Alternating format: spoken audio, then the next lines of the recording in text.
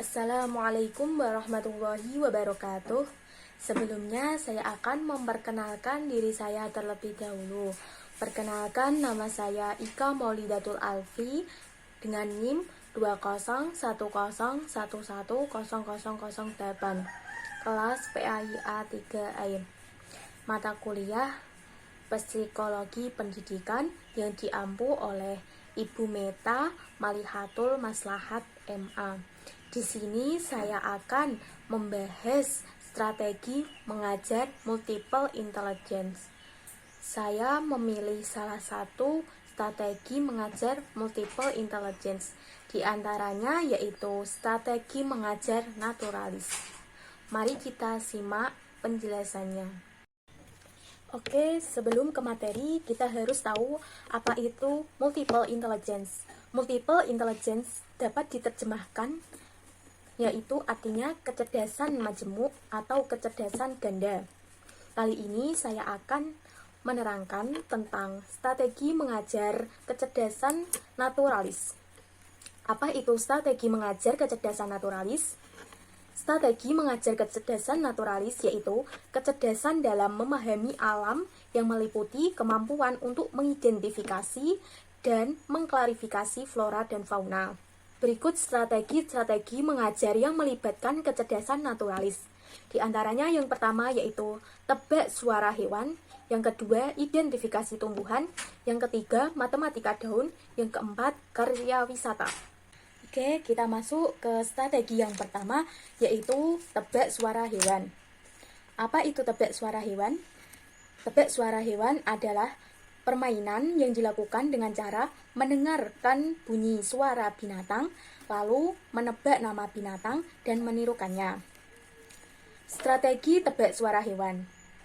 Kreativitas guru menciptakan proses pembelajaran aktif bagi siswa, memberikan pengaruh terhadap variasi games dalam pembelajaran. Bagaimana siswa aktif dalam proses belajar sangat tergantung kualitas kreativitas guru. Semakin kreatif guru menciptakan proses pembelajaran aktif bagi, semakin variatif pula juga jenis games dalam pembelajaran. Guru juga dapat memvariasikan dengan menuliskan nama hewan tersebut. Yang selanjutnya yaitu prosedur aktivitas pelaksanaan strategi tebak suara hewan dapat dilakukan dengan mengikuti langkah-langkah berikut ini. Yang pertama, siapkan gambar-gambar hewan, dapat berupa potongan gambar atau gambar hewan dalam bentuk animasi atau film. Yang kedua, berikan kesempatan siswa melihat gambar-gambar hewan atau menonton film hewan sambil guru memperagakan perilaku dan bunyi suara hewan dan siswa diminta mengikuti. Siswa diminta menebak nama hewan setelah menonton dan menirukan. Yang ketiga, guru dapat memvariasikan prosedur aktivitas pembelajarannya agar proses belajar siswa lebih aktif dan menarik. Belajar bahasa Indonesia, materi mengenal bunyi suara jenis-jenis hewan atau suara lainnya menjadi poin pembelajaran strategi tebak suara hewan. Dan yang kedua yaitu tentang identifikasi tumbuhan. Apa itu identifikasi tumbuhan? Mari kita simak penjelasannya. Identifikasi tumbuhan adalah proses mengidentifikasi identitas tumbuhan yang didasari dari jenis, ciri, dan klasifikasi taksonomi menurut Linnaeus. Strategi identifikasi tumbuhan menekankan pada kriteria proses pengamatan dalam rangka mengidentifikasi suatu ciri, jenis, dan klasifikasi asal tumbuhan.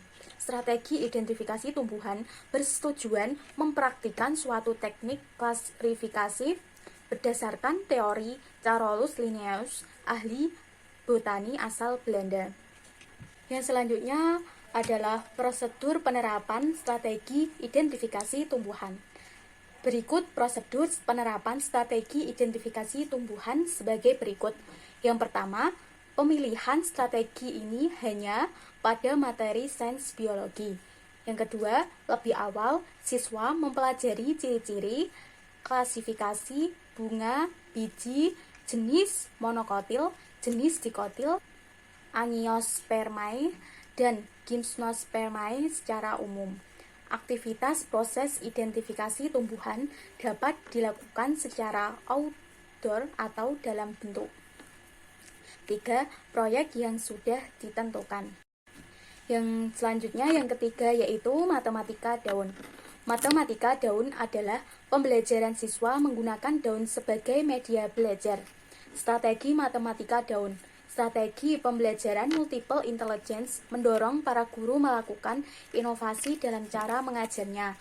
Salah satu bentuk inovasi dan kreativitas pembelajaran adalah menggunakan lingkungan sebagai laboratorium belajar. Aplikasi dari belajar memanfaatkan laboratorium alam berupa penggunaan daun sebagai media belajar. Yang selanjutnya, langkah-langkah penggunaan strategi matematika daun dalam pembelajaran antara lain sebagai berikut. Yang pertama, pembelajaran dilakukan secara outdoor. Siswa diajak keluar area kelas atau belajar di bawah pohon atau di lingkungan terbuka yang banyak pepohonan. Yang kedua, siapkan papan berjalan berisi kertas atau buku tulis dan krayon. Yang ketiga, seperti nama strateginya, matematika daun, siswa memunguti daun-daun yang berjatuhan dari pohon. Disarankan memisahkan daun berdasarkan warnanya, atau aktivitas strategi identifikasi tumbuhan dapat dipindahkan ke dalam kelas.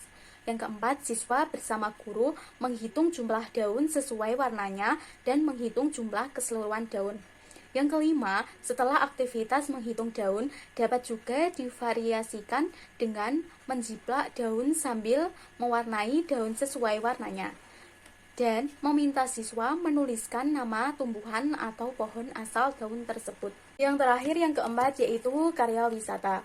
Karya wisata adalah kunjungan ke suatu objek dalam rangka memperluas pengetahuan dalam hubungan dengan pekerjaan seseorang atau sekelompok orang. Strategi karya wisata.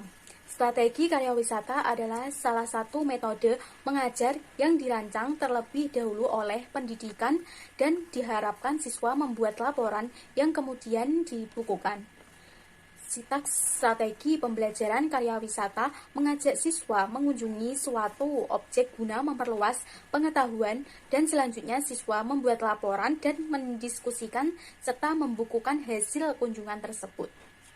Strategi pembelajaran karya wisata menerapkan prinsip pengajaran modern yang memanfaatkan lingkungan nyata dalam pengajaran. Selain konseptual dengan lingkungan nyata, strategi karya wisata membuat bahan yang dipelajari di sekolah lebih relevan dengan kenyataan dan kebutuhan yang ada di masyarakat, sehingga strategi mengajar karya wisata mampu merangsang kreativitas dalam proses pembelajaran. Prosedur penerapan strategi karya wisata. Melaksanakan karya wisata dalam sebuah pembelajaran diawali dari perencanaan awal dari guru, umumnya dengan melibatkan elemen sekolah. Restiah menyebutkan penerapan strategi pembelajaran karya wisata meliputi persiapan, pelaksanaan, dan hasil pelaksanaan. Yang pertama, persiapan. Meliputi perencanaan awal tujuan karya wisata. Dalam tahapan perencanaan dan persiapan, guru telah menetapkan objek tujuan yang sesuai dengan materi bahasan yang dipelajari siswa. Yang kedua, pelaksanaan. Meliputi pengaturan lapangan secara keseluruhan, termasuk agenda dan teknis pelaksanaan, serta kesiapan kelompok-kelompok belajar siswa, di mana segalanya telah disiapkan dengan baik oleh penanggung jawab karya wisata. Yang ketiga, hasil pelaksanaan. Berupa catatan, gambar atau foto objek, rekaman objek selama masa karya wisata. Kelompok-kelompok belajar temuan serta membuat laporan hasil karya wisata tersebut. Sekian penjelasan dari saya. Apabila ada kesalahan atau tutur kata yang salah, mohon maaf. Assalamualaikum warahmatullahi wabarakatuh.